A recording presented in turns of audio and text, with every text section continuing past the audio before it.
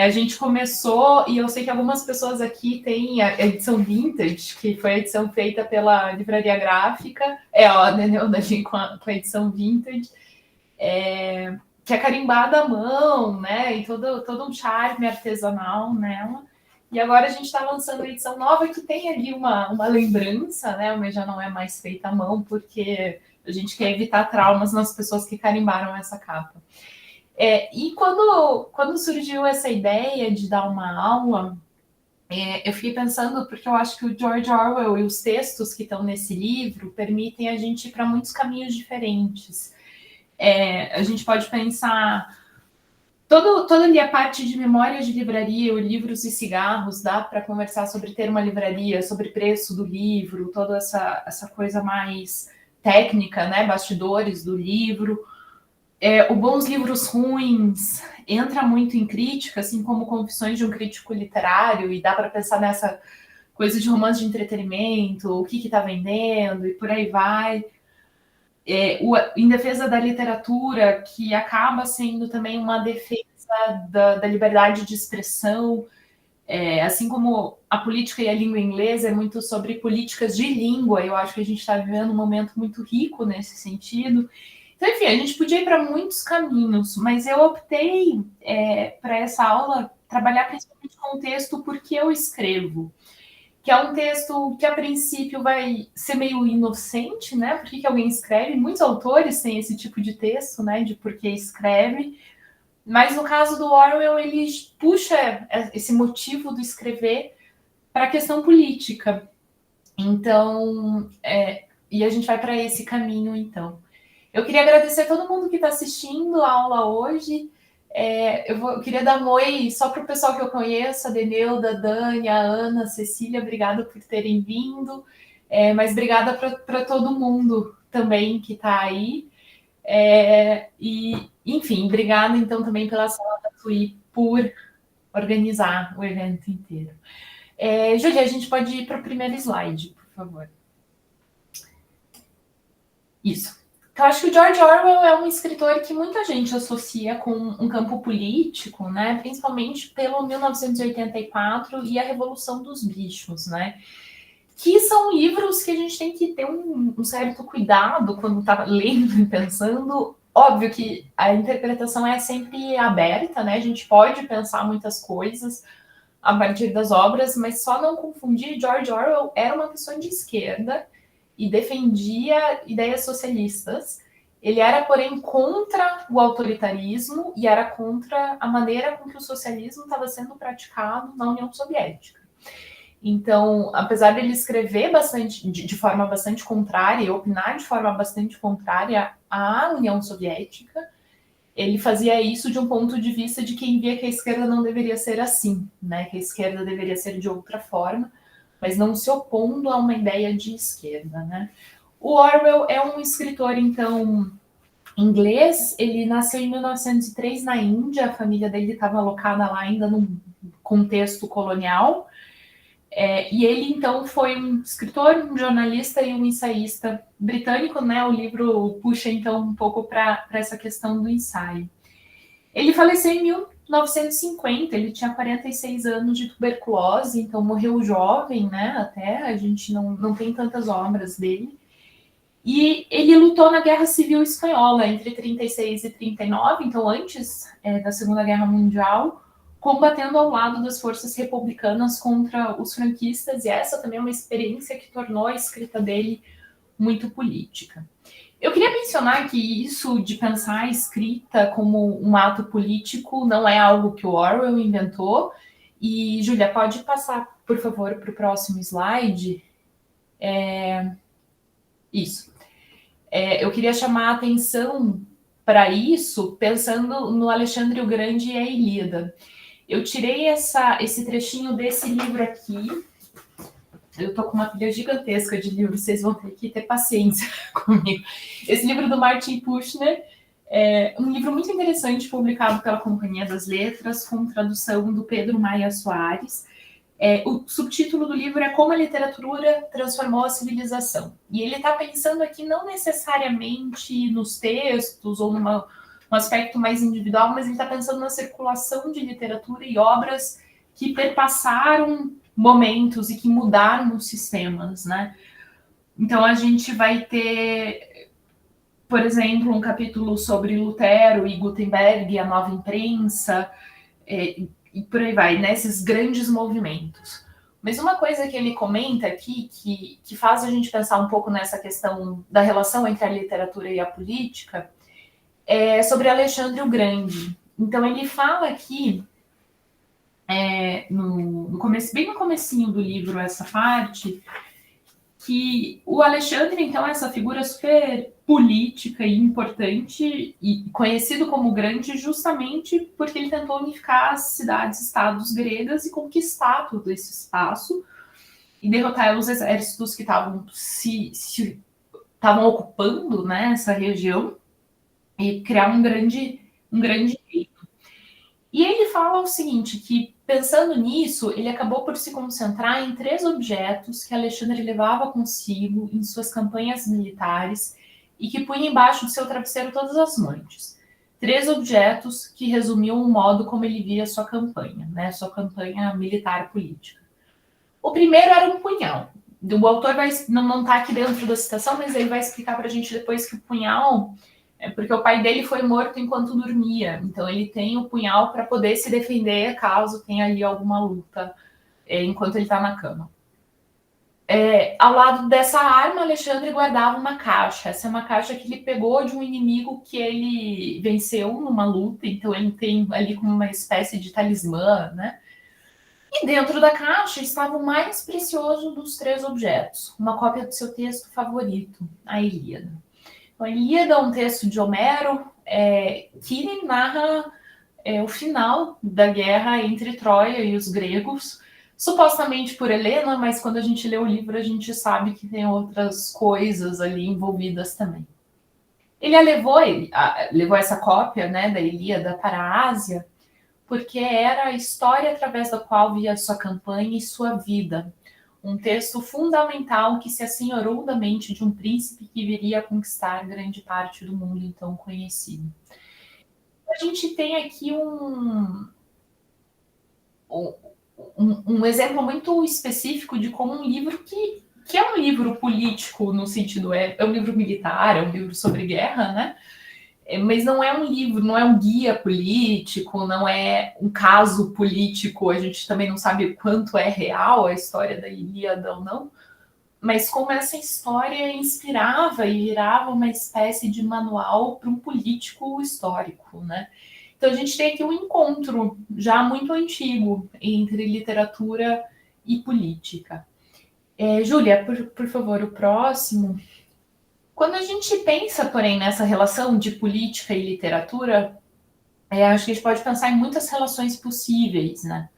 A gente pode pensar, claro, nas políticas públicas relacionadas à literatura. Então, quando a gente pensa em incentivos públicos, compras governamentais de livros, distribuição de livros nas bibliotecas, acervo das bibliotecas, quais livros vão para a escola, quais livros não vão para a escola. Então, esse é um assunto muito relacionado, né, de política pública relacionado à literatura. A gente também tem o campo políticas contra livros, né, que é censura. Então, acho que o exemplo que nos vem sempre à cabeça é o nazismo queimando os livros em praça pública, mas isso de vez em quando se repete em várias formações. A gente tem livros com temas, discussões e conteúdo político, então livros que estão tratando de forma ficcional ou não, né? Às vezes a gente também entra na não ficção, mas que trazem esse conteúdo político como conteúdo principal. Dentro um pouco disso, a gente vai ter a literatura como denúncia, então os livros que vêm denunciar uma questão política, ou vêm denunciar um governante, ou vêm denunciar uma prática, e muitas vezes circulam em outros lugares do mundo. Eu tenho um exemplo aqui. A gente falou antes ali, quando a Cecília estava fazendo a apresentação da Najd Mohammadi, que é a vencedora do Prêmio Nobel da Paz de 2023, uma autora do Irã, que escreve sobre as mulheres presas. O livro chama Tortura Branca, e é essa prática de tortura dentro das prisões que fazem contra as mulheres. Então é uma literatura como denúncia, claramente.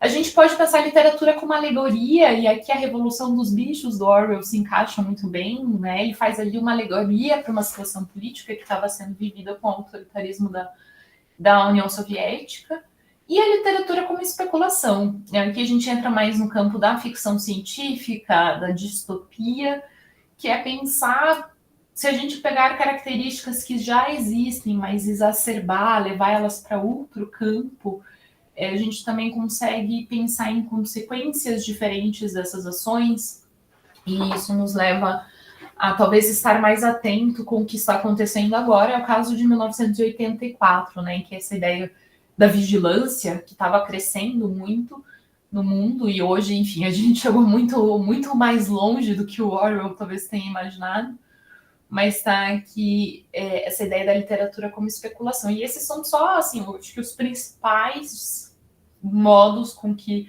a política e a literatura interagem entre si. A gente vai focar não em políticas públicas, também não em políticas contra os livros hoje, claro que são caminhos muito interessantes também, mas a gente vai se ocupar um pouquinho mais das últimas 4, em medidas diferentes. Júlia, podemos ir para o próximo. Então, a gente tem o ensaio, né? Porque eu escrevo um dos ensaios que está presente aqui no livro, é um ensaio de 1946.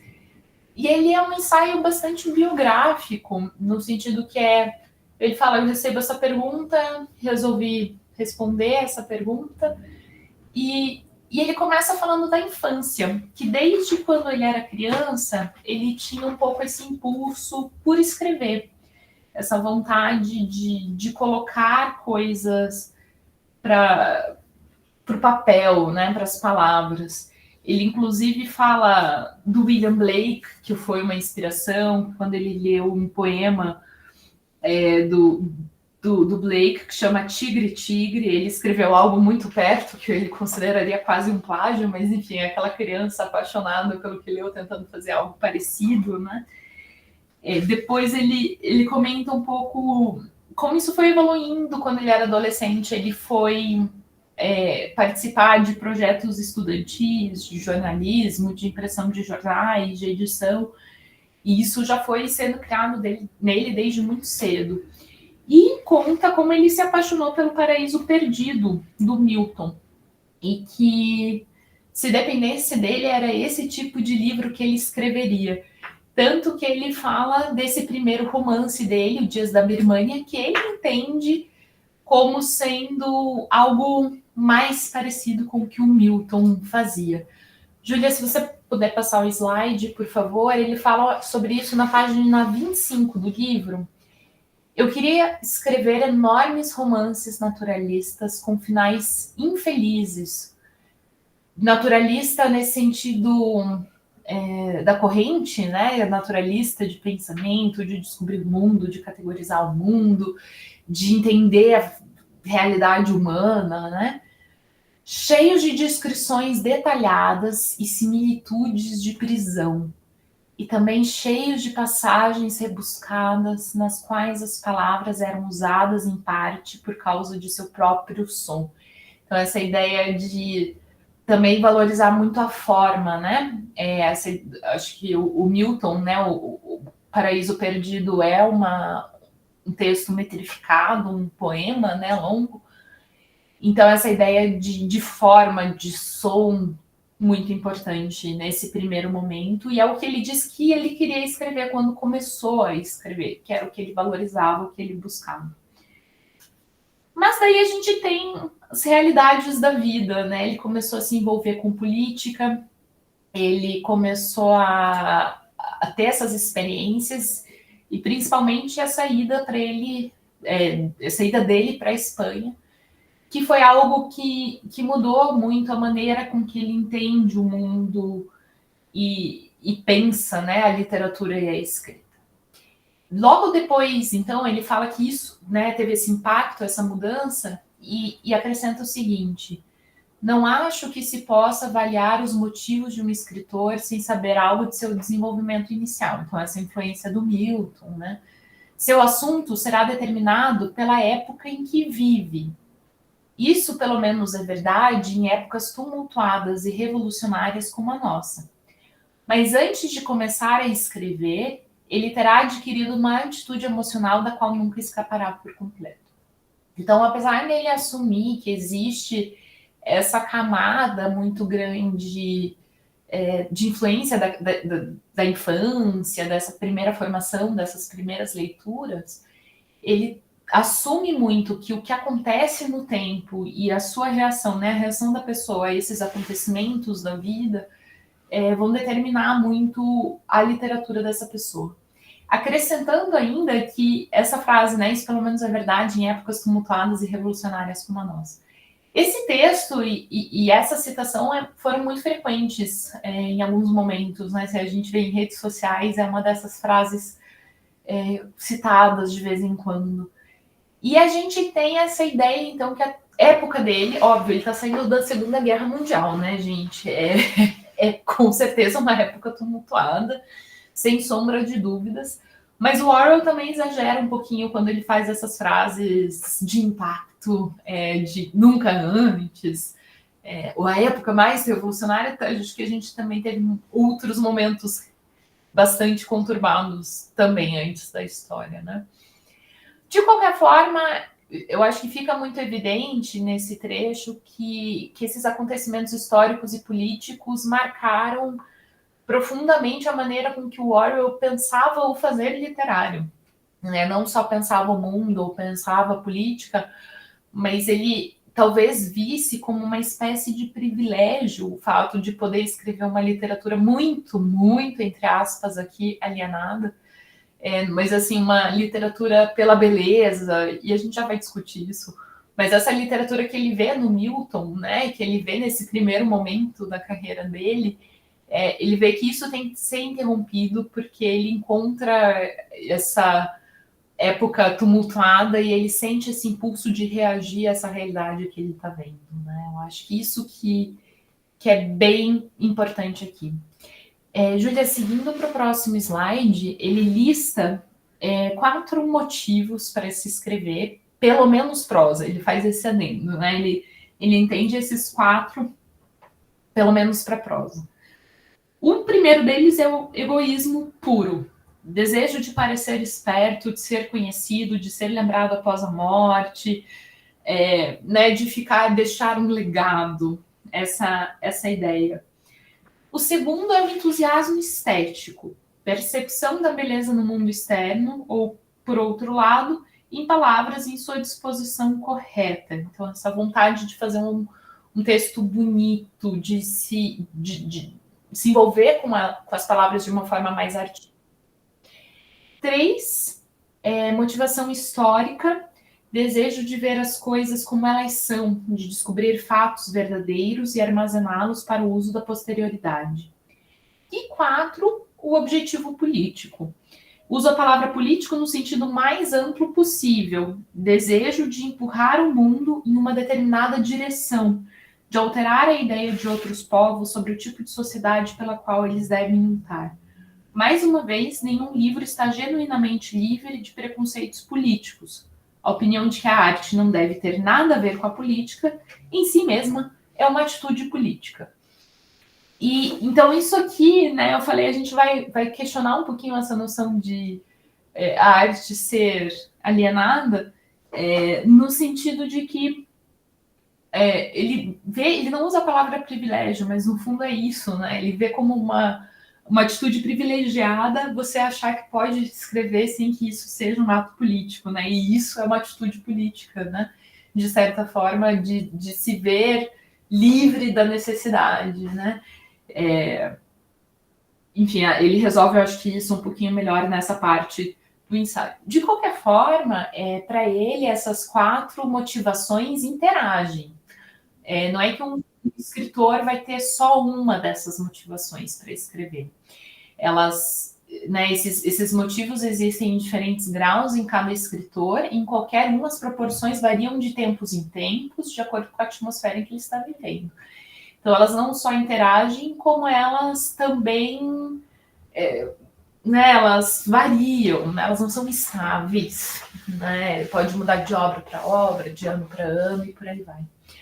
Isso dá uma ideia para a gente como ele entende, né, as motivações da escrita, que passa pela vontade individual, passa pela questão estética, mas também passa por um cunho político, e para ele isso parece estar tudo muito conectado. Então a gente vê como a política se torna bastante central para a escrita do Orwell. Indo para o próximo slide, a gente tem mais 2 comentários que o Orwell faz sobre a própria escrita. E claro, eu acho, quando a gente lê esses textos em que os autores, qualquer autor que seja, falam sobre sua própria escrita, a gente sempre pode pensar que como a maneira com que a pessoa entende sua própria escrita e não necessariamente com que as pessoas estão lendo, né, a escrita dela. Acho que sempre esse porém cabe. Mas enfim, o Orwell fez ainda 2 comentários que eu quis ressaltar aqui. Por natureza, entendo a natureza aqui como estado do indivíduo quando atinge a vida adulta. Eu sou uma pessoa na qual os 3 primeiros motivos, então a gente está pensando aqui no egoísmo, no entusiasmo estético e na motivação histórica, né, superariam o quarto. Então ele está pensando naquela primeira fase da obra dele, né? O egoísmo, entusiasmo estético e motivo histórico superariam o objetivo político. Em uma era pacífica, eu poderia ter escrito livros ornamentados ou meramente descritivos e poderia ter permanecido quase inconsciente de minhas lealdades políticas. Do jeito que são as coisas, fui forçado a me tornar uma espécie de panfletário. Ele não diz explicitamente, mas me parece que esse do jeito que estão as coisas se refere principalmente ao caminho que o socialismo estava tomando e ele se entender contrário a esse autoritarismo, né? E a necessidade de então se tornar um panfletário contra essa forma de se viver o socialismo. E aí que tá, depois eu quero saber o que vocês leem, como vocês leem esse trecho, porque eu acho quase romântico ele achar que se os tempos fossem diferentes, ele escreveria diferente, né? Porque talvez no fundo ele acharia outra coisa para ser política, né? E eu acho que a gente pode também especular o quanto quiser em relação a isso, mas a questão é interessante, né? De pensar que ele põe tanto peso desses acontecimentos como uma mudança da escrita dele, né? E aqui a menção à Guerra Espanhola, né? Na segunda citação. A Guerra Espanhola e outros eventos de 1936 e 1937 mudaram tudo. E depois deles eu entendi a minha posição. Cada linha de trabalho sério que escrevi desde 1936 foi escrita, direta ou indiretamente, contra o totalitarismo e em prol do socialismo democrático como eu o entendo.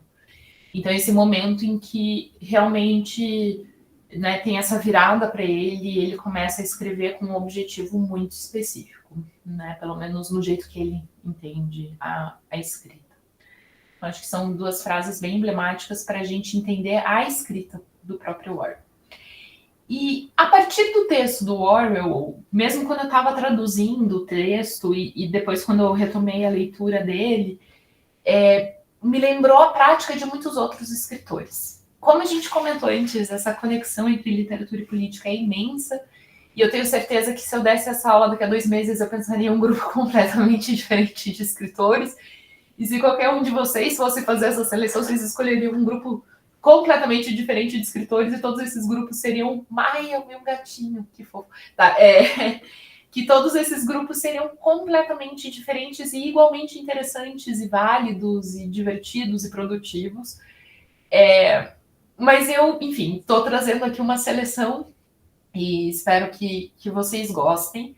No primeiro poema que a gente vai ler, Júlia, na página seguinte, eu mantive um pouco de mistério nesse primeiro slide, eu não coloquei quem é nem quando foi escrito. Imagino que algumas pessoas conheçam, não é um poema tão desconhecido, mas a gente vai ler e daí eu vou pedir para a gente abrir e dar uma discutida sobre esse texto antes de revelar informações. Chama então Filhos da Época. Somos filhos da época e a época é política. Todas as tuas, nossas, vossas coisas diurnas e noturnas são coisas políticas. Querendo ou não querendo, teus genes têm um passado político, tua pele um matiz político, teus olhos um aspecto político. O que você diz tem ressonância, e o que silencia tem um eco de um jeito ou de outro político. Até caminhando e cantando a canção, você dá passos políticos sobre um solo político. Versos apolíticos também são políticos. E no alto a lua ilumina com um brilho já pouco lunar. Ser ou não ser, eis a questão. Qual questão, me dirão? Uma questão política. Não precisa nem mesmo ser gente para ter significado político. Basta ser petróleo bruto, ração concentrada ou matéria reciclável. Ou mesa de conferência, cuja forma se discuta por meses a fio. Deve-se arbitrar sobre a vida e a morte numa mesa redonda ou quadrada. Enquanto isso, matavam-se os homens, morriam os animais, ardiam as casas, ficavam ermos os campos, como em épocas passadas e menos políticas. Eu vou pedir para o pessoal que já sabe de quem que é e que período que é, para aguentar um pouquinho a informação. Mas quem não sabe, o que vocês entendem desse texto? De quando que vocês acham que ele é? Ao que ele está se referindo? Onde que ele poderia estar localizado? O que vocês acham? Podem, se alguém quiser ligar o microfone, mas se alguém também quiser escrever no chat, como for mais fácil. Vou tomando uma água enquanto isso. Estou lendo um comentário do Leno, que eu acho que foi de antes, mas sim, dá super para fazer um paralelo com Beckett. Uhum.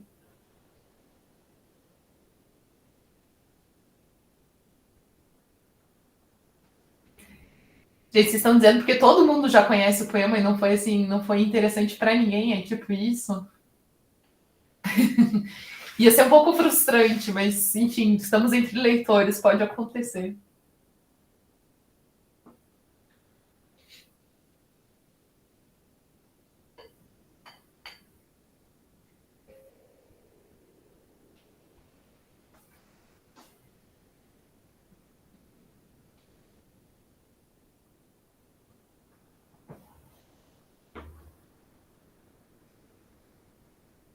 Tá, ninguém? É para começar. Ah, recebemos.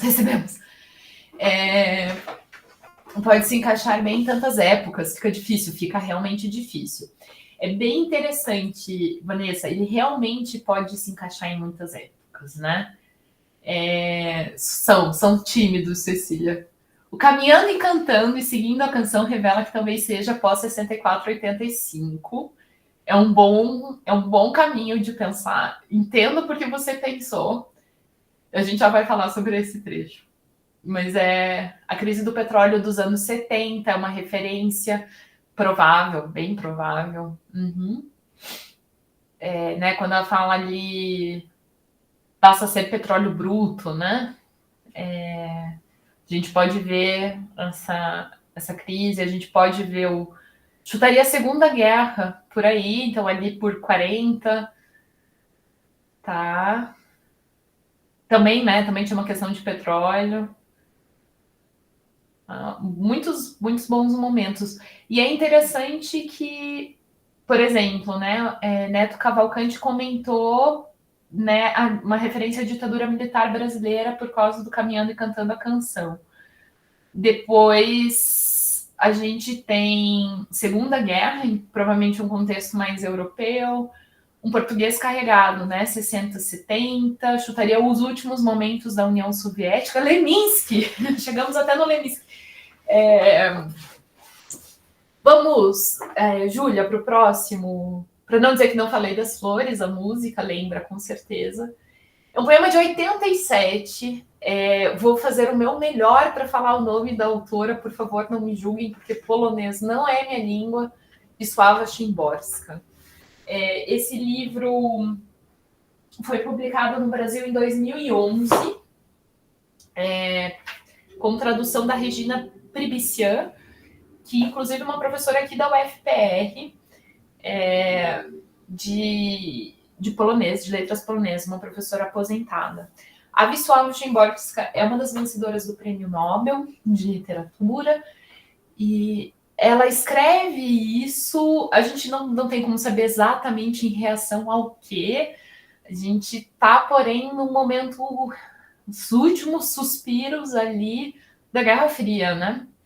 Então, eu diria que a referência histórica mais imediata provavelmente é essa, mas não exclui referências a outros momentos anteriores, né? A parte do caminhando e cantando a canção, eu acho que aqui é uma referência muito interessante que a tradutora trouxe, porque eu imagino que o polonês permita essa interpretação, mas a formulação específica do caminhando e cantando a canção foi uma referência que a Regina trouxe, né, para o texto como tradutora para dialogar um pouco com a realidade brasileira. E a gente vê aqui um pouco como a gente tem uma autora pensando como o momento dela, né, filhos da época, que as pessoas dessa época, as pessoas que estão vivendo isso, são resultado também dessa época, são filhos dessa época, e é uma época política. E que isso é muito marcado, tanto que tem essa repetição do política como adjetivo, né, ao longo do poema. E né, essa terceira estrofe, né? O querendo ou não querendo, teu gênio tem um passado político, tua pele um matiz político, teus olhos um aspecto político. Né? Essa repetição realmente insiste nessa ideia. E eu gostei muito do que a Vanessa falou, que é difícil localizar, porque é realmente, em qualquer momento que a gente lê esse texto, um momento um pouco mais conturbado, ele é atemporal, né? A Andressa escreveu agora. Exatamente, a gente consegue ver muita coisa nesse poema.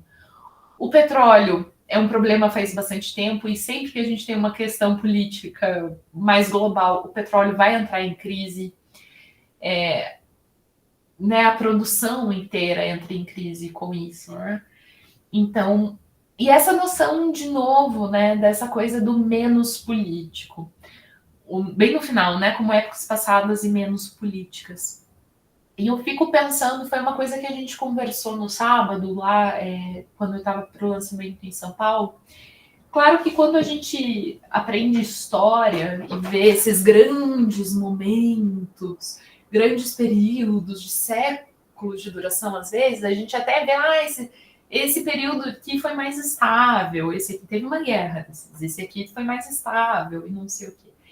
E claro que quando a gente toma essa visão bem superficial, bem panorâmica, sim, Fernando, exato. Se não fosse a referência ao petróleo, poderia até ser muito antes, né? Poderia ser. Claro, claro. E quando a gente tem essa visão panorâmica da história, às vezes a gente tem a sensação que alguns tempos foram mais fáceis ou ao menos mais estáveis. Mas independente do período, as pessoas que estão vivendo isso, não na história, mas no jornalismo, né, que estão vivendo a vida no dia a dia, acho que para a gente é sempre muito político e é sempre muito conturbado, porque a gente está vivendo as pequenas mudanças e a gente nem sempre sabe o que vai virar a verdade, né? E é por isso que esse poema tem tanto impacto e poderia se encaixar em tantos momentos. E eu li esse poema com uma turma lá por 18, 19, e ressoou muito também com eles. Então é como a gente vai reinterpretando, né, esse poema. Enfim, eu trouxe ele para a gente começar essa discussão. E agora, Júlia, próximo slide, por favor. Eu separei a partir de agora, eu separei alguns trechos do texto do Orwell e vou associar esses trechos do texto do Orwell com alguns outros escritores e livros e textos. Na página 30, Orwell diz o seguinte: o que mais quis fazer ao longo dos últimos 10 anos é transformar a escrita política em uma arte. Meu ponto de partida é sempre um sentimento de partidarismo, um sentimento de injustiça. E esse trecho, Júlia, passando para o próximo, é um trecho que me lembra muito A Marguerite Duras, uma escritora francesa, principalmente esse texto dela, que é O Verão de 80. Ela foi convidada para escrever num jornal semanalmente sobre o verão.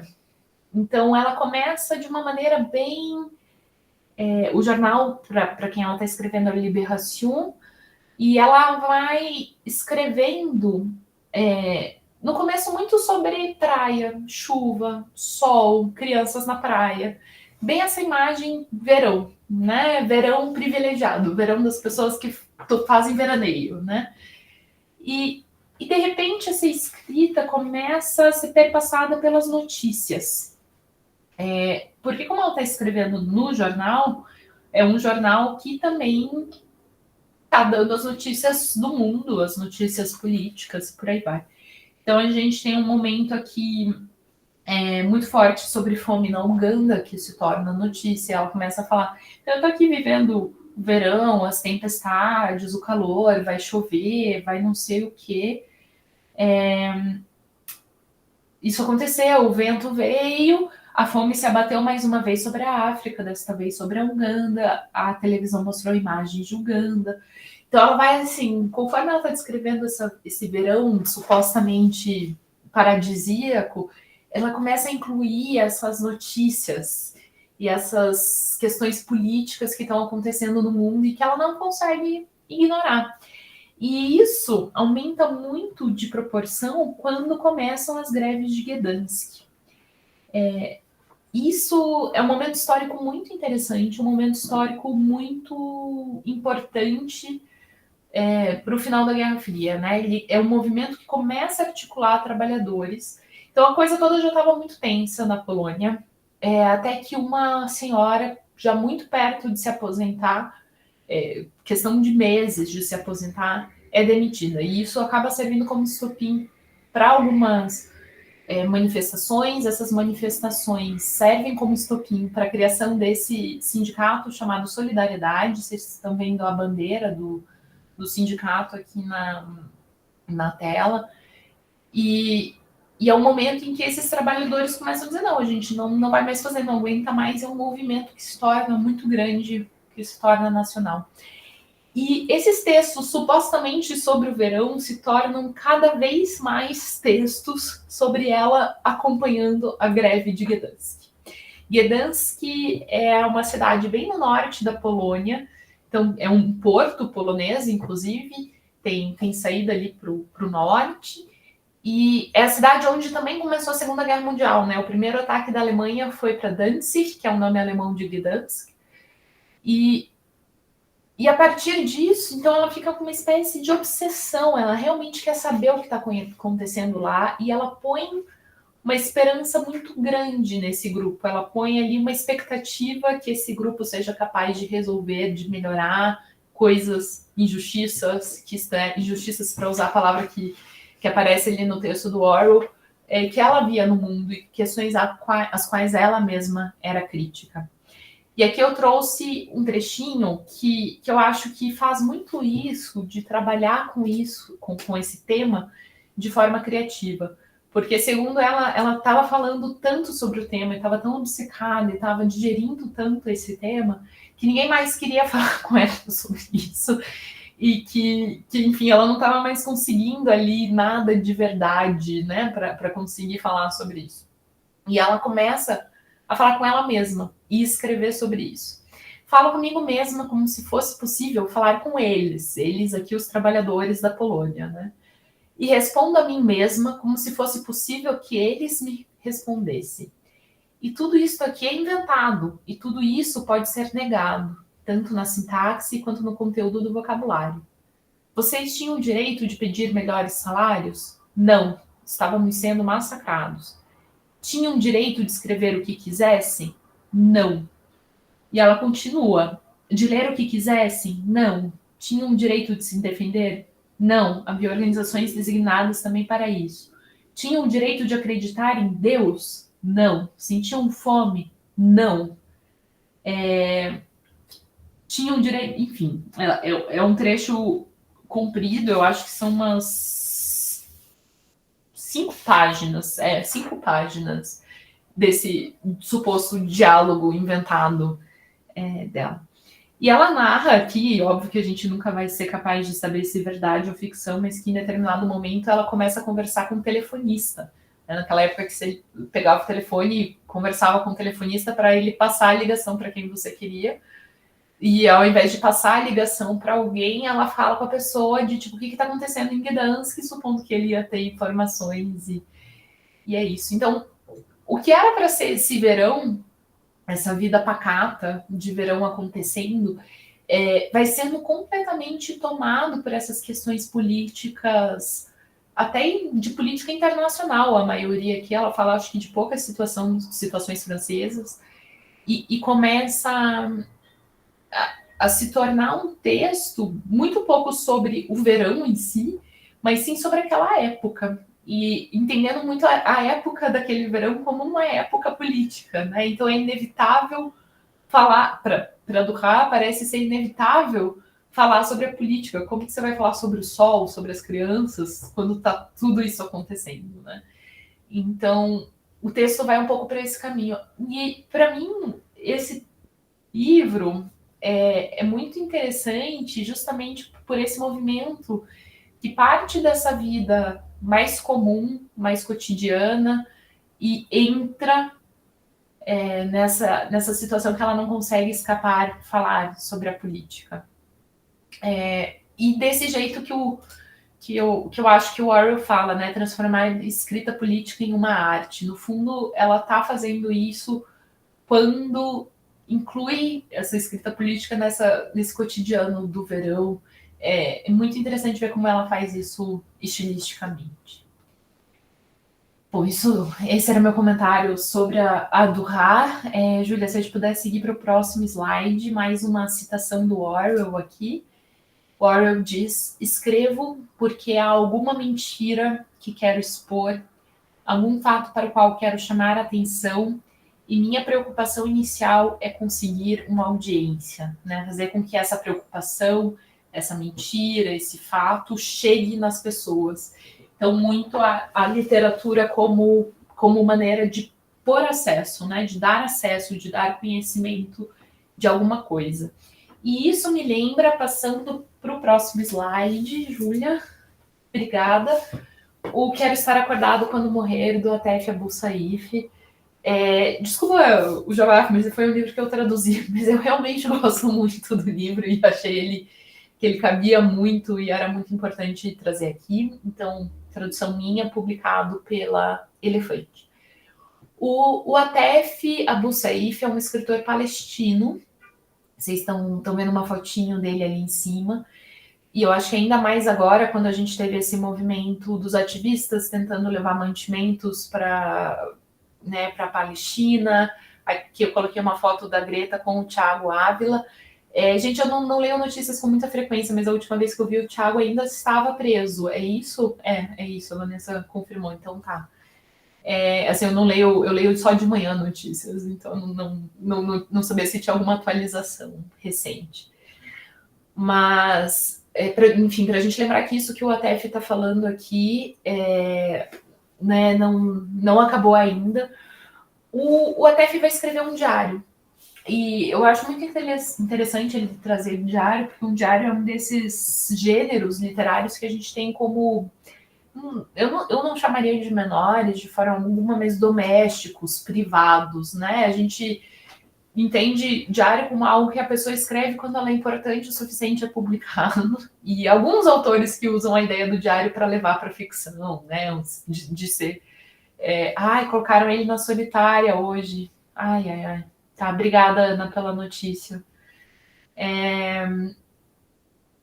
E o Atef, então, vai fazer um diário de Gaza nesse período agora, né? Ele começa em 7 de outubro de 2023.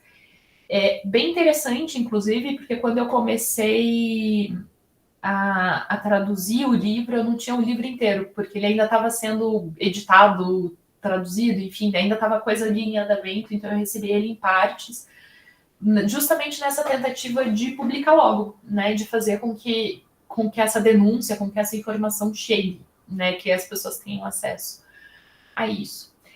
E o que o Atef vai fazer é justamente narrar o dia a dia dessas pessoas vivendo na Palestina no momento desses ataques recentes, né, nesse momento do conflito recente. Claro que é um conflito de longo prazo, né, um conflito de 70 para 80 anos, mas né, nesse momento, nesse pico, né? E então, logo no comecinho, página 27, ele fala o seguinte: em tempos de guerra, os primeiros minutos depois de acordarmos de manhã são os mais estressantes. Levantamos e pegamos o celular para verificar se alguma pessoa querida morreu. Mas com o passar dos dias, começamos a temer o que vamos ler e hesitamos antes de pegar o telefone. Em algumas manhãs, mal conseguimos nos convencer a colocar as mãos no aparelho. Em algum momento, notícias ruins vão chegar. E o texto é muito sobre isso, alguém lidando com um luto constante por perda de pessoas conhecidas, por perda da cidade, por perda das referências espaciais, das referências físicas, por não conseguir mais navegar uma cidade onde a pessoa cresceu, por não saber o que está acontecendo, o luto de perda do país. Então, ao mesmo tempo que a pessoa está vivendo com esse sentimento muito grande, assim, de um luto de uma proporção muito grande, muito abstrato, é isso, essa progressão da expectativa da dor é muito, acho que é muito acertado, Guilherme, a expressão que você trouxe, porque é justamente isso. Ao mesmo tempo que você já está em luto, porque você já teve perdas, você tem a expectativa de mais perdas, né? Essa ansiedade de que isso só vai se agravar. Mais ainda, você acorda e você faz o quê? Né? Você tem que comer. Onde você consegue comida? Não tem acesso à comida. A comida não está chegando no país. Conseguir comida é uma questão super grande. Existem filas e filas nas padarias, nos mercados. As pessoas conseguem cada vez menos comida, as pessoas estão ficando com fome, elas conseguem às vezes fazer uma refeição por dia. Então tem toda uma logística que ele explica aqui no livro, que as pessoas da família se dividem, né? Vai uma pessoa ficar na fila da padaria, uma pessoa na fila do mercado, uma pessoa na fila da água, alguém vai tentar pegar alguma coisa no hospital, e as pessoas ficam divididas para ver se alguém consegue pegar alguma coisa, né? E justamente várias dessas filas dessas pessoas tentando ter acesso a esses serviços básicos, questões básicas de sobrevivência, eram atacadas ainda por cima. Então, o que o ATF mostra para a gente, justamente ao trazer um diário, né, ele está propondo para a gente veja a vida como ela é quando a gente está nessa situação.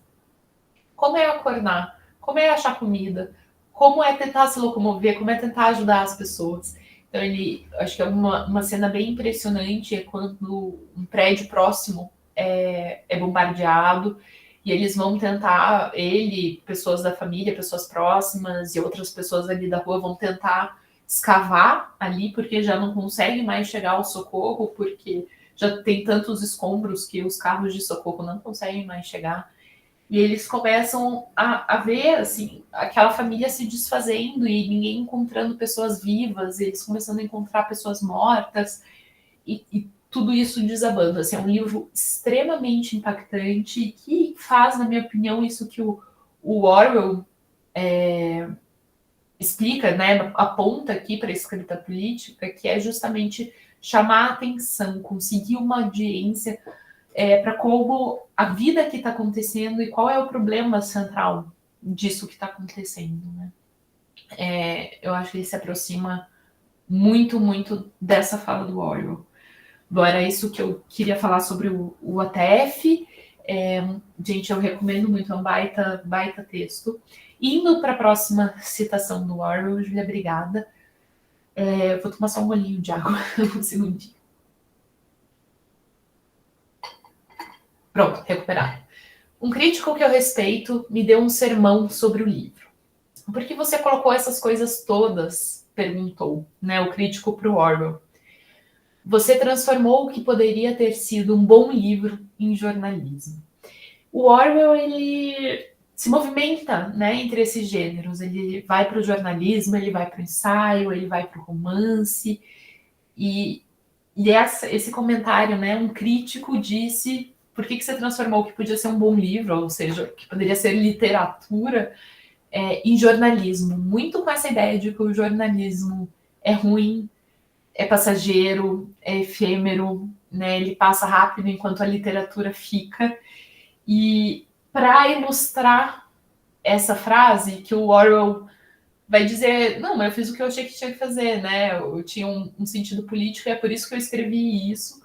Mas eu acho que um grande atestado que o jornalismo também pode ser artístico ao mesmo tempo que político Júlia, no próximo slide, eu acho que a gente tem a Svetlana Alexievich, né, também vencedora do Prêmio Nobel de Literatura, que deu acho que uma bagunçada, né, nas noções. Acho que a Academia Sueca gosta de fazer isso com a gente, bagunçar um pouco as nossas noções de literatura, ao trazer uma jornalista, né, para ganhar.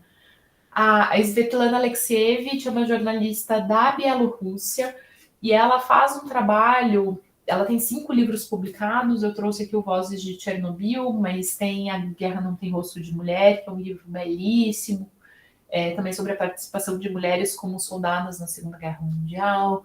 A gente tem também um livro, O Fim do Homem Soviético. Se alguém quiser corrigir esse nome, eu não estou muito segura. Mas é sobre esse período de fim, né, da União Soviética e como essa mentalidade da União Soviética foi criada, né, sobre essa percepção da União Soviética. E o Voz de Chernobyl, claro, a história oral do desastre nuclear, né? Eu peguei aqui uma frase do texto que vem depois, né, de um texto que ela escreve bem aqui no finalzinho. Deixa eu só conferir como que ela coloca esse nome, se eu não... a título de epílogo é o título do livro. E ela fala o seguinte: Flaubert disse de si mesmo que era um homem-pena. Posso dizer que sou uma mulher ouvido. Quando ando pelas ruas e me surpreendo com alguma palavra, frase ou exclamação, sempre penso: quantos romances desaparecem sem deixar rastro no tempo? Permanecem na escuridão. Há uma parte da vida humana, uma conversação que não poderemos conquistar para a literatura. E ela está pensando aqui justamente nisso que as pessoas estão falando no dia a dia, essas imagens que as pessoas têm da vida, do que está acontecendo, da política, da economia, da vivência delas, e como ela tenta justamente ouvir essas pessoas, ouvir essas histórias e registrar isso. Tanto que o livro, eu usaria o termo colagem para definir, ele é uma colagem desses relatos. Então, ela coleciona relatos sobre esses temas, esses momentos históricos. Então, aqui o acidente, né, de Chernobyl, e ela edita, constrói ali uma narrativa para nos dizer o que essas vozes, o que essas pessoas que viveram essas situações estão falando. E mais do que dizer para a gente uma visão histórica de o acidente aconteceu em tal data, tantas pessoas morreram, não sei o quê, né? De fazer essa linha, ela está, no fundo, se propondo a falar para a gente o que as pessoas sentiram, o que as pessoas viveram, o que as pessoas acharam, o que as pessoas experimentaram, como foram viver esses dias. E eu acho que tem a ver com o que a gente mencionou antes, né? De ver a história por cima, ver a história vivendo a história, né? Ver a história como jornalismo. E quando ela está colecionando isso, ela está justamente dando voz, né? Essas experiências todas. E eu acho que justamente por ser jornalismo, né? Para pensar ali na frase do Orwell, justamente por ser jornalismo que a obra dela é tão boa, né? Ela consegue trazer para esses livros dela uma coisa que a literatura dificilmente conseguiria, ao menos nessa quantidade de vozes e experiências, e que a história também não consegue. Óbvio que isso também não deixa de ser história, mas a história clássica, né? Essa narrativa histórica, não consegue fazer, né? Que é essa variedade de experiências e sentimentos relacionados a um tema. Eu acho que isso aqui é uma boa resposta para aquele crítico que o Orwell menciona de sim, né? O jornalismo também pode ser muito poderoso. Não necessariamente todos os textos, mas né, ele também pode ser bastante poderoso. E para a gente ir para a última citação do Orwell que eu trouxe, escrever um livro é uma luta horrível e exaustiva, como um longo período de doença dolorosa. Ninguém empreenderia tal coisa se não fosse impelido por algum demônio a quem não se pode resistir nem compreender. Esse aqui vem um pouco desse impulso, né, da escrita, de ao mesmo tempo que você sente essa necessidade de escrever, né, os autores sentem essa necessidade, não é necessariamente simples. E tem uma luta ali, né, para fazer aquilo realmente sair. E essa conexão com a doença foi uma coisa que me marcou muito, né? Puxar isso para o corpo é uma coisa que você precisa experienciar fisicamente e, colocar, né? Colocar isso para fora. E essa questão da corporalidade que ele trouxe aqui e desse impulso por escrever algo me lembrou muito, indo para o próximo slide, Júlia, Argonautas, da Meg Nelson. Desculpa quem já me ouviu falando sobre esse livro, mas é um livro que eu gosto muito. A edição brasileira saiu pela Autêntica, com tradução maravilhosa do Rogério Bettoni. Esse aqui é um livro muito difícil de traduzir. A Meg Nelson é uma autora jovem, se eu não me engano, ela é mais jovem que o ATF, inclusive. E ela é uma pensadora, uma escritora, ela tem outros livros muito interessantes, recomendo dar uma olhada na obra dela. Um livro que eu gosto muito é o Jane, que ela escreve sobre a tia. Ela teve uma tia que ela não chegou a conhecer porque a tia foi morta num desses casos bem assustadores de assédio, né, de sequestro, assédio, estupro e morte de uma moça que na época era estudante. E a Meg Nelson vai tentar escrever um poema e digerir, né, esse passado da família dela a partir dos diários que essa tia tinha e ela teve acesso. Ela também tem um livro que dialoga com um tema que também é muito caro ao Orwell, que é o sobre liberdade, né? O Orwell fala muito sobre liberdade de expressão, e que ela fala 4 canções sobre cuidado e repressão. E também é um tema que ela aprofunda bastante aqui. Mas o Argonautas me lembrou esse trecho do Orwell justamente por questão disso da corporalidade, e ela trabalha muito com uma noção também que foi frequente na segunda onda do feminismo, né? Essa ideia do a vida pessoal, né? O pessoal é político, que foi uma bandeira muito levantada pela segunda onda feminista, que eu acho que ela traz de uma forma muito madura, porque tem uma questão de o pessoal ser político, mas o pessoal é teórico e político. Ela traz isso de uma forma bem reelaborada, porque no livro o Argonautas, ela vai falar tanto sobre ela estando grávida e tendo um bebê e as mudanças que o corpo dela assim, passam, as questões hormonais que estão mudando, mas também vai falar sobre o companheiro dela que na época estava fazendo transição hormonal e também estava ali, as duas pessoas da relação estavam vivendo uma grande transformação hormonal e uma grande mudança nos seus corpos. E o que a Meg Nelson vai fazer, além de ser um livro de memória, um relato dessa experiência dela e do companheiro, é também refletir e pensar sobre essas mudanças numa chave teórica. A chave que ela encontra para digerir isso tudo que ela está vivendo é a filosofia, a sociologia, os estudos críticos, né, de uma maneira geral.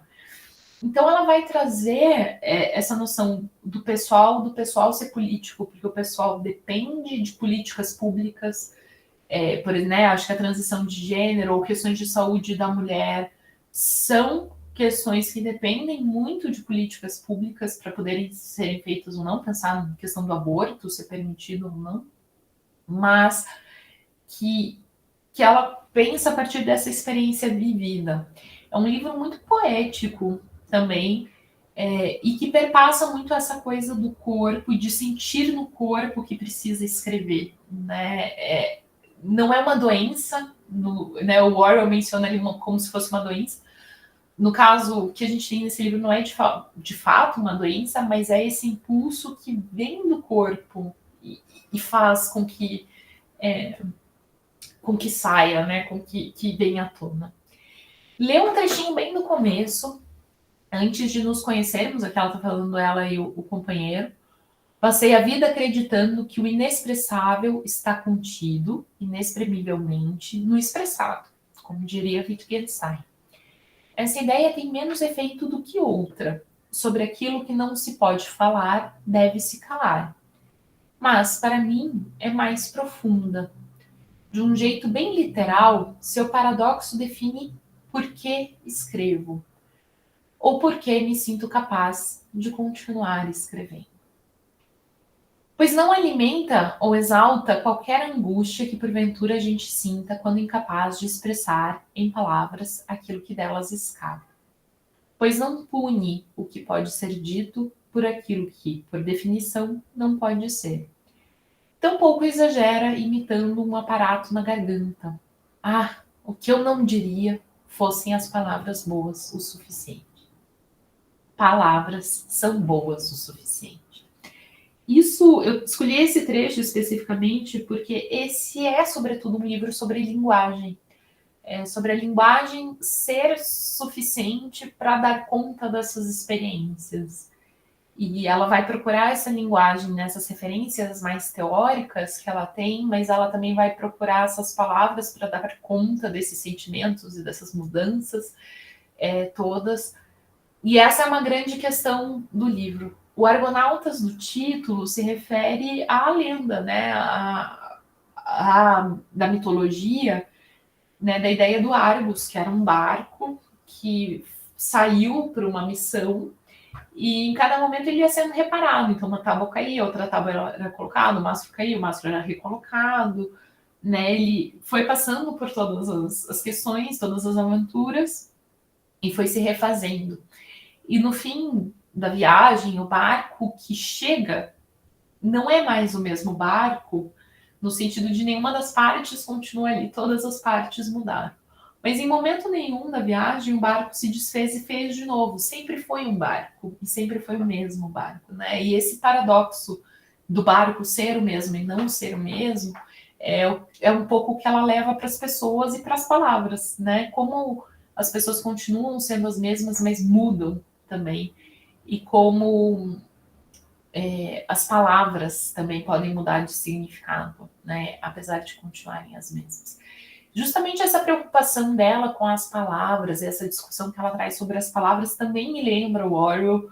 Não tanto esse ensaio que a gente está discutindo de maneira mais próxima hoje, né? O porquê eu escrevo, mas o Orwell fala muito sobre as palavras, uma política e a língua inglesa, que também está no livro, e sobre essas transformações que a língua sofre. Então, dialoga muito com isso também.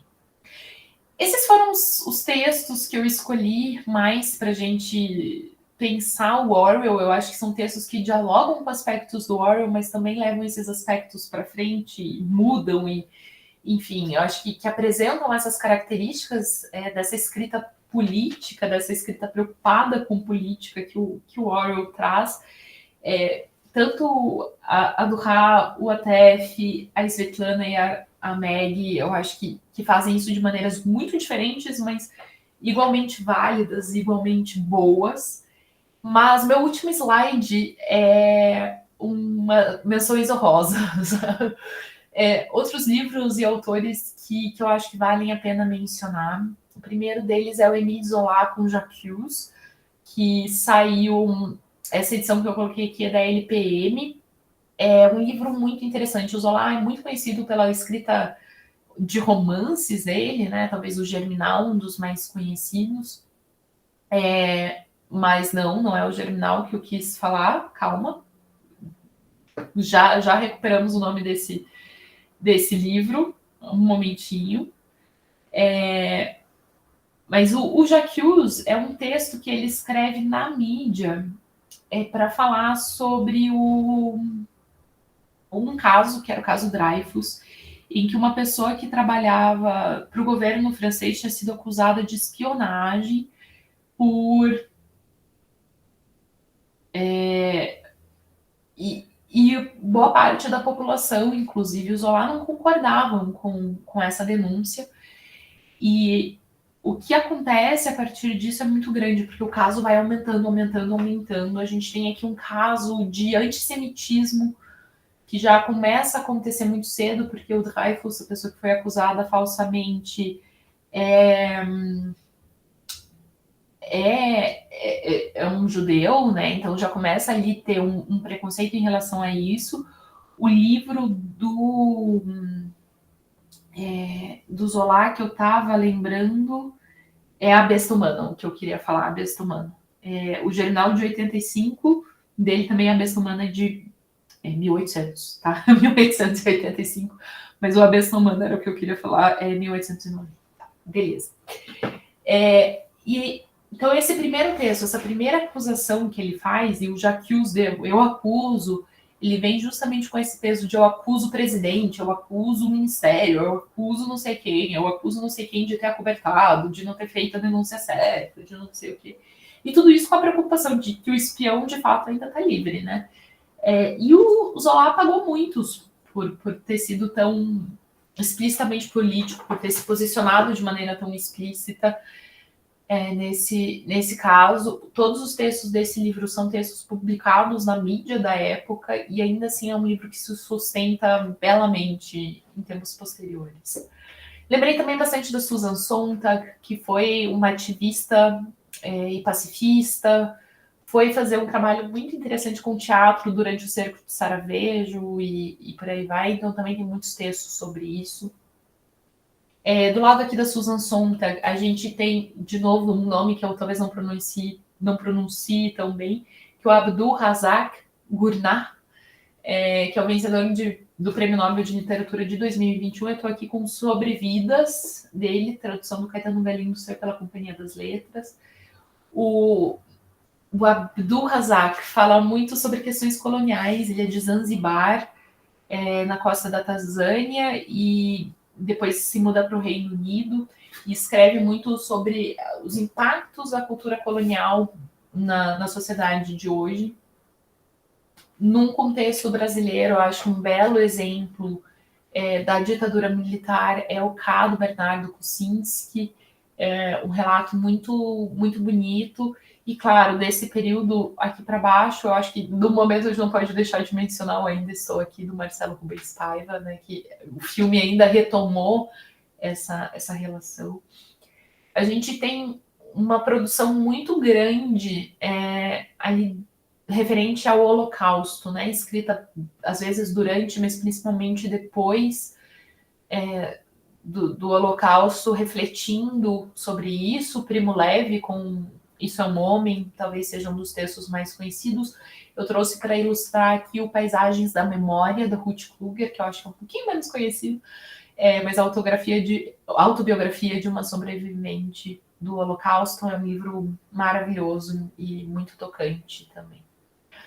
Na fileira de baixo, a primeira escritora à esquerda é a Herta Miller, uma escritora alemã de origem romena. Ela nasceu, então, na Romênia dentro de uma minoria de cultura germânica, falava alemão e trabalhava como tradutora numa fábrica, na época que a Romênia estava vivendo a ditadura de Ceausescu.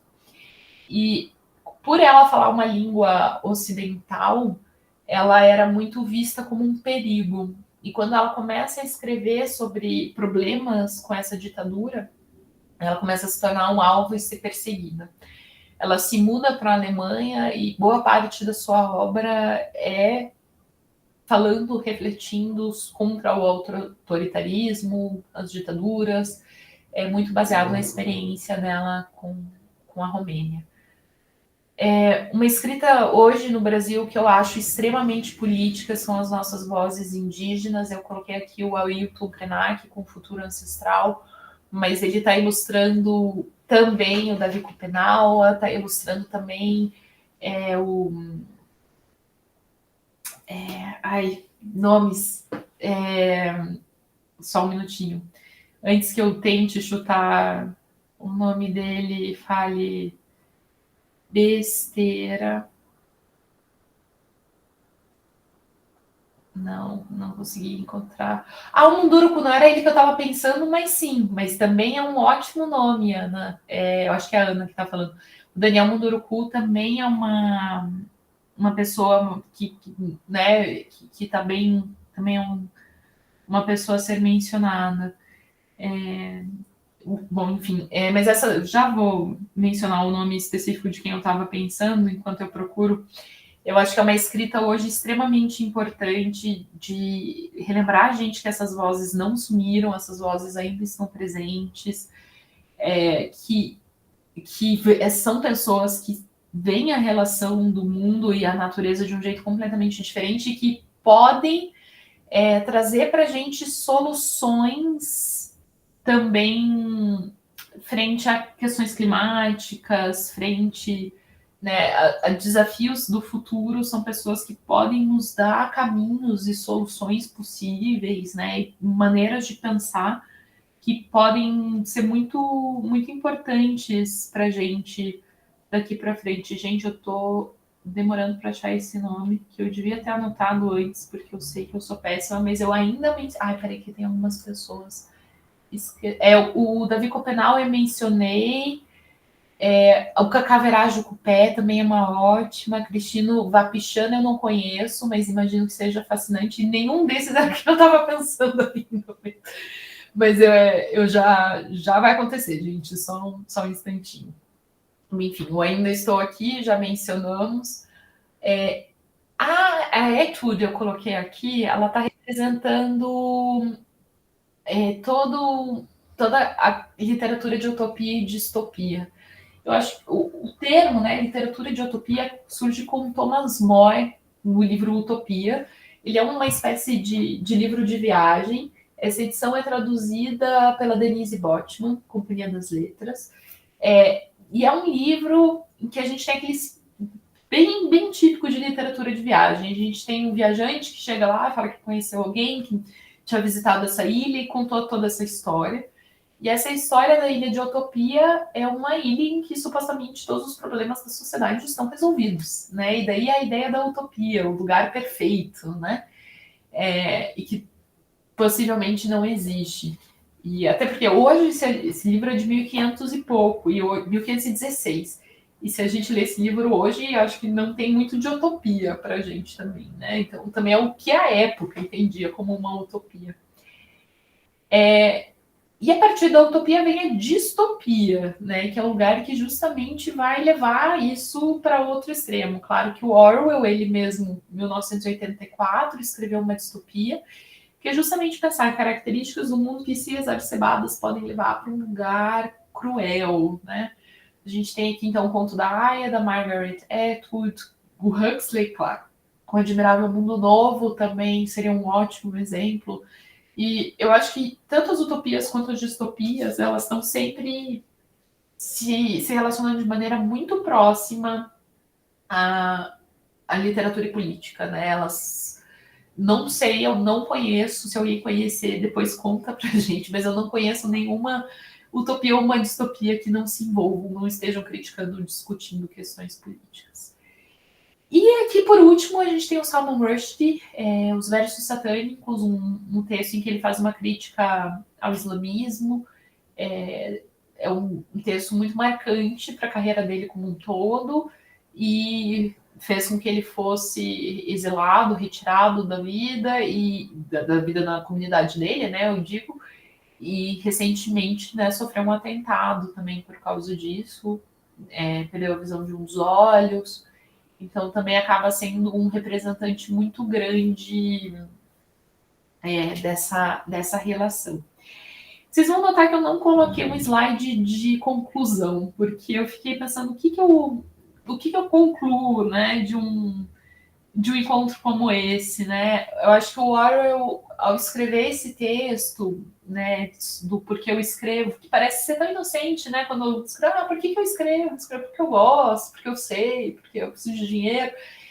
Ele toca nesse ponto de que Cacique Raoni, gente. Cacique Raoni era a pessoa que eu queria. Enfim, Raoni Metuktili. Obrigada por todos os pessoal que tentou aí me ajudar no meu lapso de memória. Eu acho que o Orwell, né, ao puxar esse assunto da escrita com a política de uma forma tão concisa, num ensaio que é relativamente curto, ele toca num ponto muito importante da literatura e um dos motivos pelos quais a literatura circula tanto e toca tanto as pessoas, que é discutir questões da política da vida, né? Questões que envolvem nossas crenças pessoais, de como a gente acha que a sociedade deveria ser.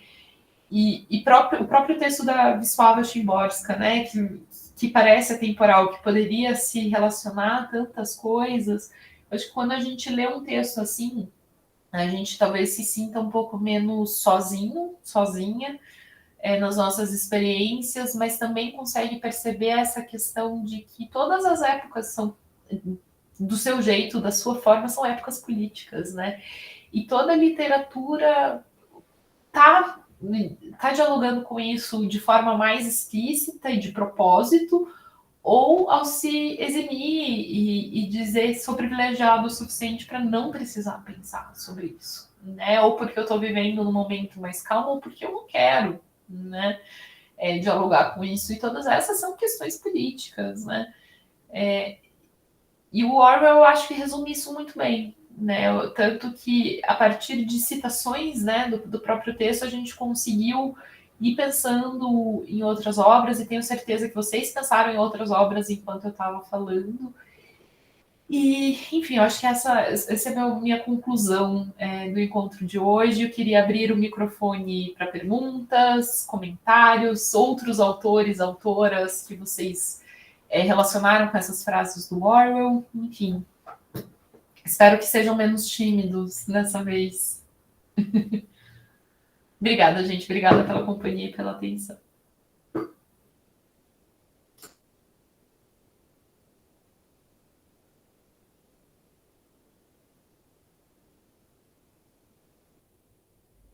A gente que te agradece, Gisele. É sempre aquele momento de alguém quer falar alguma coisa e acho que pega todo mundo desprevenido, né? Eu vou dar um tempinho para o pessoal enquanto eu leio os comentários. O Guilherme falou, não sei mais em que momento, mas que me lembra um pouco a denúncia sobre o perigo de uma história única da Chimamanda. Esse é um texto muito legal, o perigo de uma história única da Chimamanda. Ela pensa muito sobre como, às vezes, a gente tem esse preconceito, né? Essa história única relacionada a um país, a uma cultura, a um povo, e como isso é limitante, porque isso limita aquele povo a ser só uma coisa, né? E eu não lembro, Guilherme, em relação ao que você escreveu, mas acho que é um texto que dialoga muito com o contexto que a gente estava conversando aqui como um todo. Pessoal, obrigada pelos nomes todos aí. Obrigada, Vanessa. Obrigada, Andressa. Era sobre a tentativa da Svetlana de captar as visões das pessoas comuns. Faz muito sentido. Faz muito sentido mesmo. Não tem muito como desvincular a escrita da política, né? Realmente, não tem. O autor Zimbábue posso escrever, claro. Abdul Razak Gurna. Assim. O livro que eu mostrei para vocês é o Sobrevidas, mas eu sei que ele tem pelo menos mais um publicado. Talvez mais 2 aqui no Brasil também.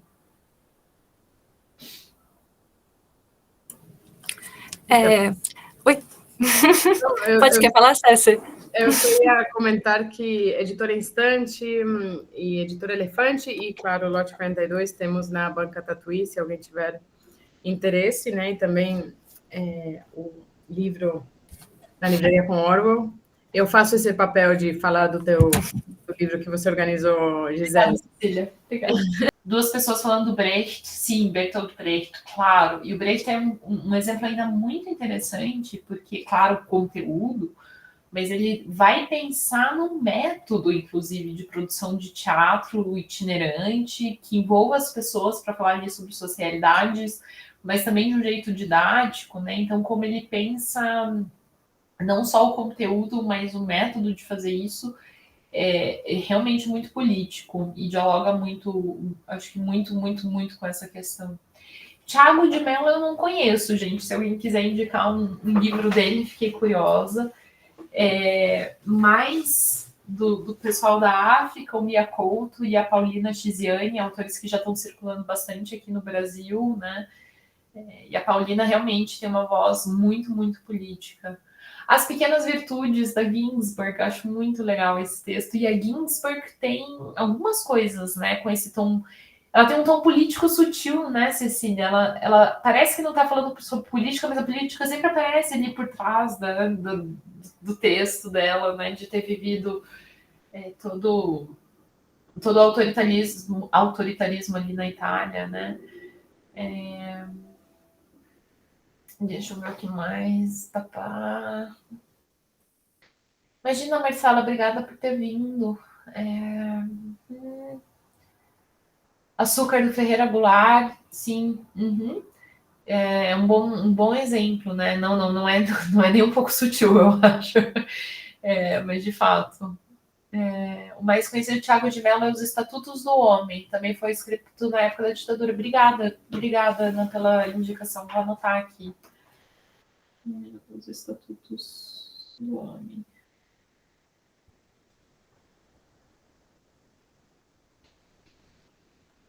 Eu acho interessante, assim, é claro, quando a gente pensa Segunda Guerra, ditaduras, né, no Brasil ou em outros países, ataques e tal, a gente sempre encontra essa literatura que reage a isso depois, né? Mas mesmo em situações não tão relacionadas a fatos da história, a gente consegue mesmo assim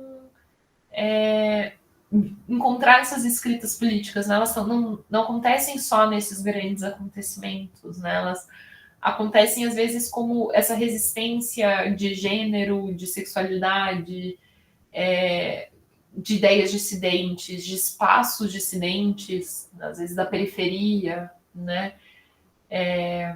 Então acontece muito, deixa eu só terminar de anotar o Thiago de Mello.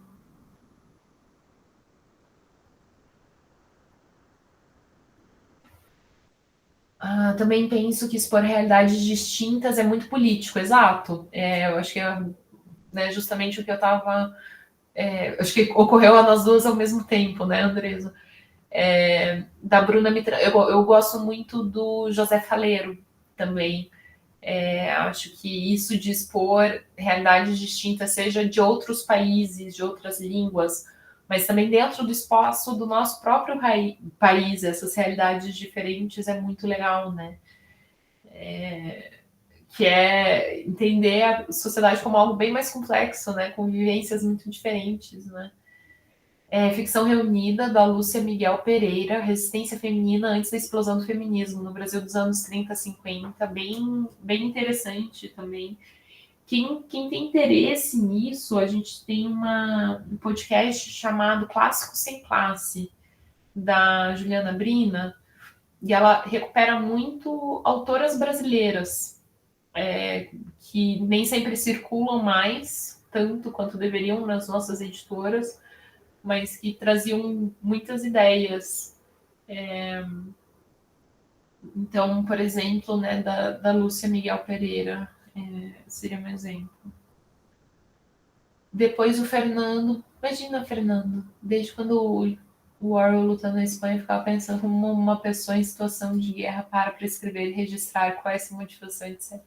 Pois é, né? Uma coisa meio louca, e eu acho que o Orwell dialoga muito com o ATEF nesse sentido, né? Nesse diário que eu comentei ali, porque o ATEF, ele escreve esse diário meio que ao vivo, assim, ele vai mandando esses textos por e-mail, por mensagem, por áudio de WhatsApp, para pessoas que estão fora do país e que ele conhece. Ele já tinha escrito outras coisas e tinha um pouco esses contatos.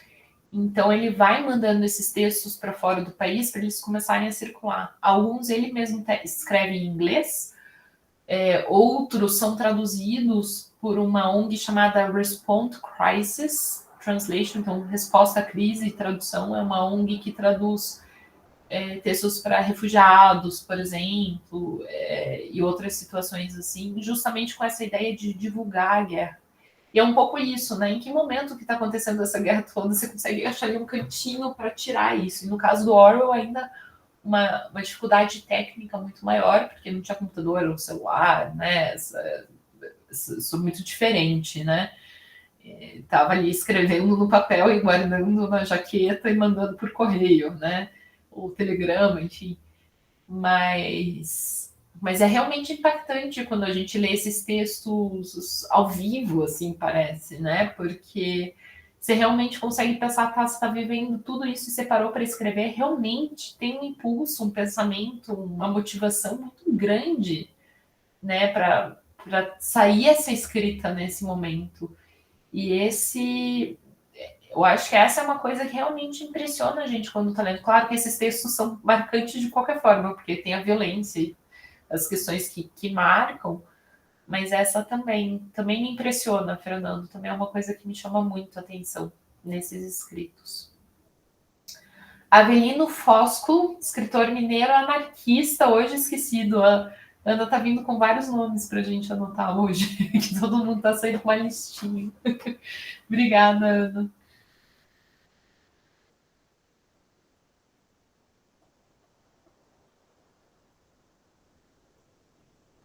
E não sei também, eu pedi as ideias de vocês, porque eu realmente estava curiosa para saber o que vocês foram pensando, mas se alguém tiver também alguma pergunta sobre o Orwell em si, ou sobre a escrita do Orwell, também quiser, ou algum comentário em relação a isso, por favor, também está no espaço.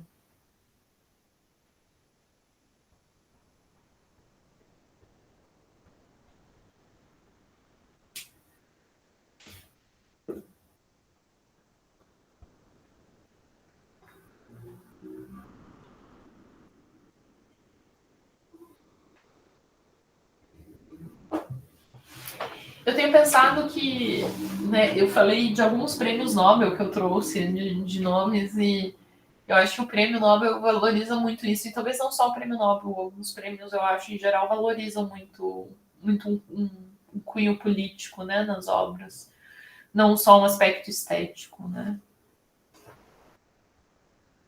Foi algo que me ocorreu durante a aula, estou assim, espontaneamente falando isso.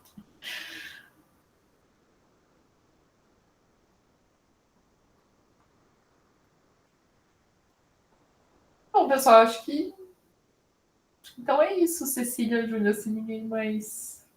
A vegetariana também é bem político, né, Marcela? Também acho. Vegetariana é bem político.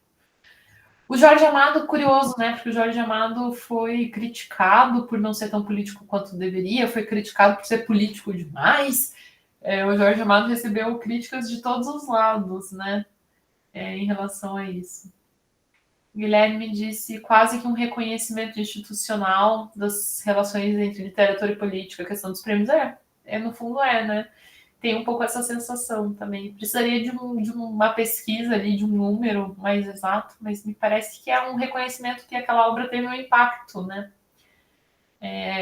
De isso que o próprio Orwell fala, né? De orientar, de encaminhar a política para um caminho, talvez seja um reconhecimento de que o potencial existe e que talvez tenha acontecido, né?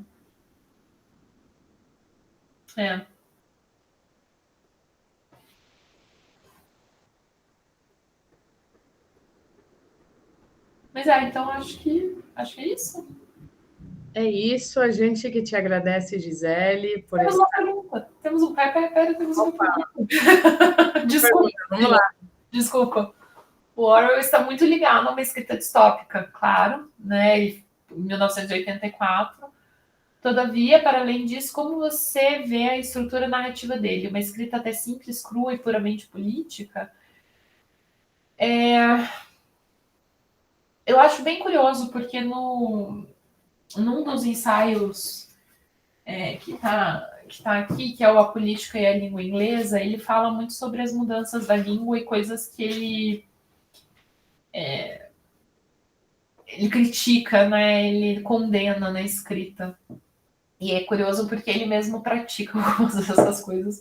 Por exemplo, o uso excessivo de advérbios e adjetivos, dependendo do texto dele. Não todos, mas dependendo, tem bastante. A questão é que eu não acho a escrita dele tão simples e crua, ou puramente política. Eu acho que ele tem textos até meio irônicos e charmosos, assim.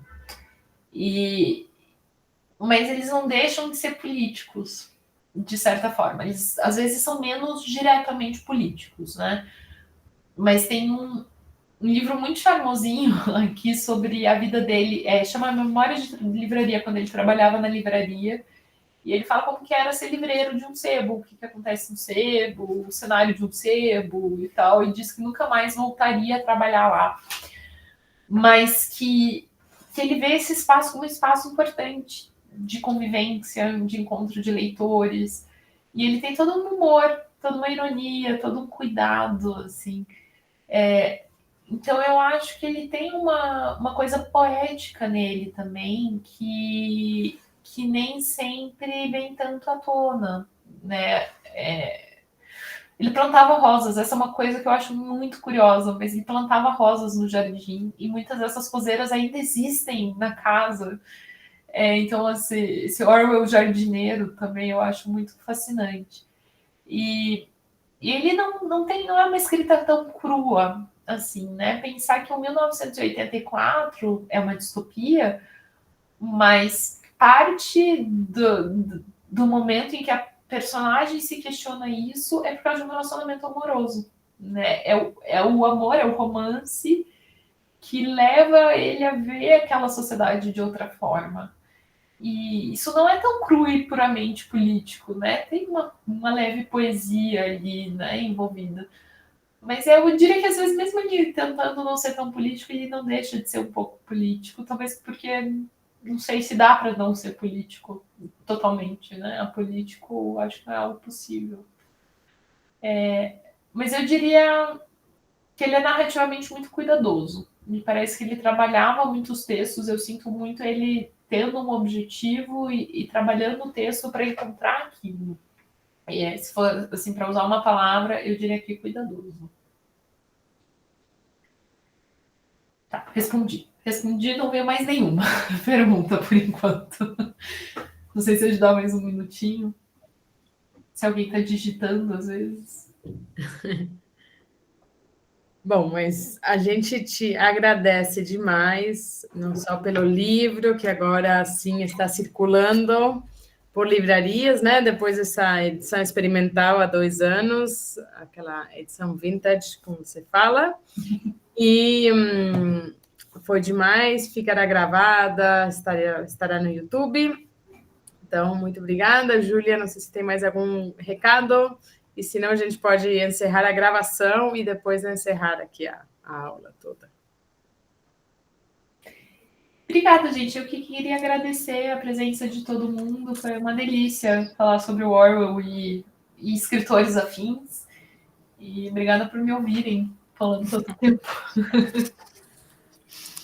Eu queria agradecer a todo mundo que participou dessa aula também. E queria convidar também aí no nosso YouTube e ver